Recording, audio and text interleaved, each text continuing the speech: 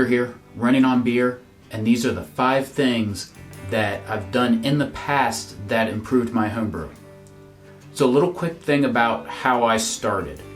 I read how to brew 3, 4, maybe 5 times.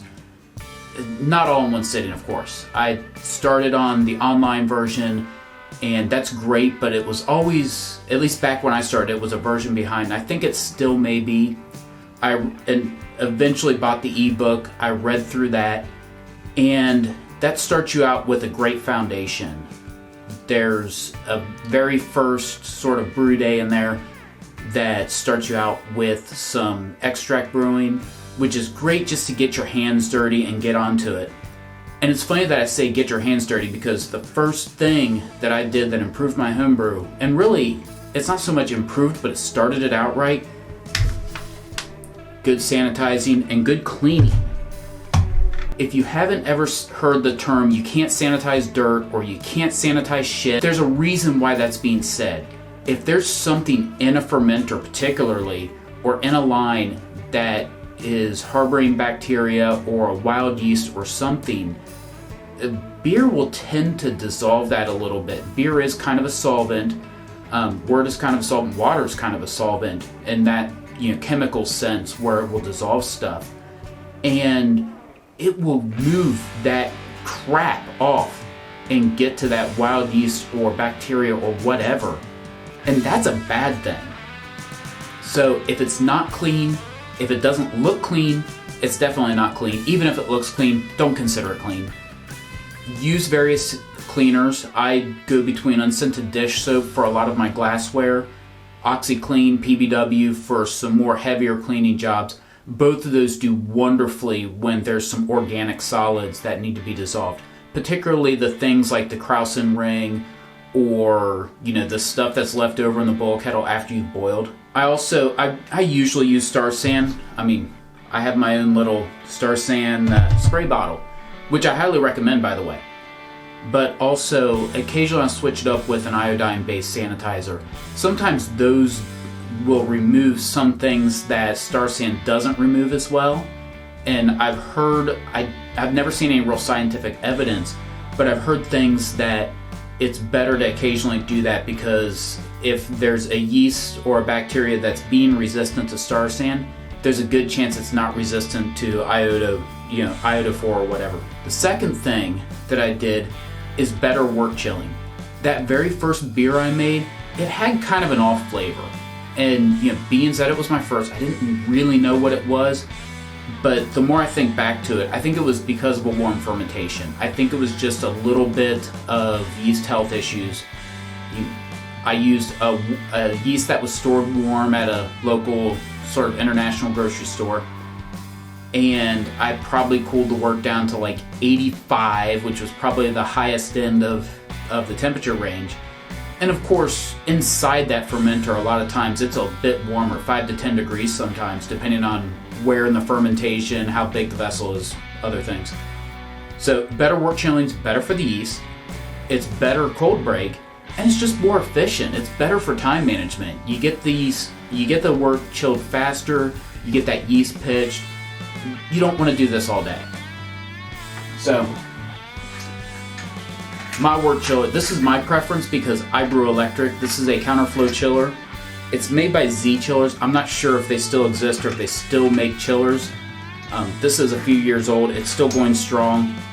It chills pretty quick too. Depends on the groundwater temperature, but I've never had to wait too long to get a beer down, sometimes down into the 60s.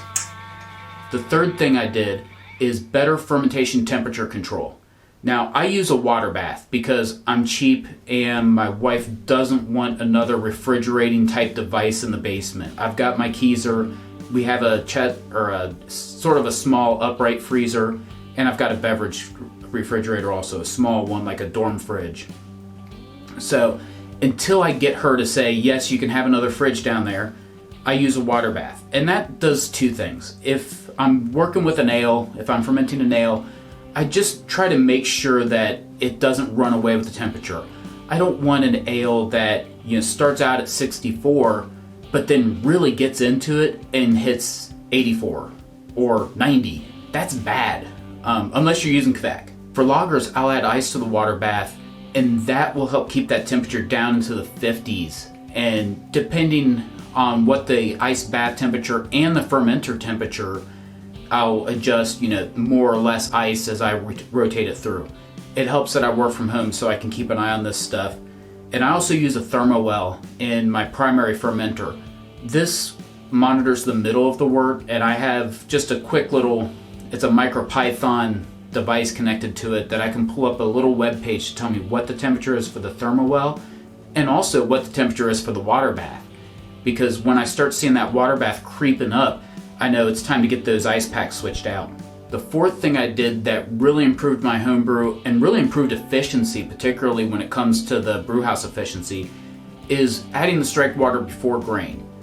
Now, that seems counterintuitive because cooking's usually the opposite way. Usually they say add the liquid to the dry ingredients, but with strike water, it's better to get the water in there. Make sure that you're actually at a temperature above your mash temperature. In my case, if I want to hit 152, I need to have my water temperature about 165 or so, give or take a few degrees, in order to make sure that I'm actually hitting my mash temperature. And I've had problems with my PID controller and my hot liquor ton, and that's really created a problem with some beers mashing in at 138, 139, 140, and then me having to try and heat those up, which you don't really want to do that. I mean, if you're doing a step mash, I understand, but if you're just doing a simple single infusion mash for an ale, you don't want to start it out at 130, and you really don't want to start it out at, 141, 142, because you're not really doing anything to the mash then, and you're really messing with your efficiency.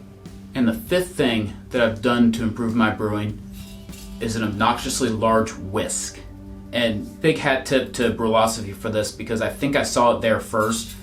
But if you do any sort of cooking, whisks are like the best thing to break up, any solid ingredient and really make sure liquid's integrated into the solid ingredients.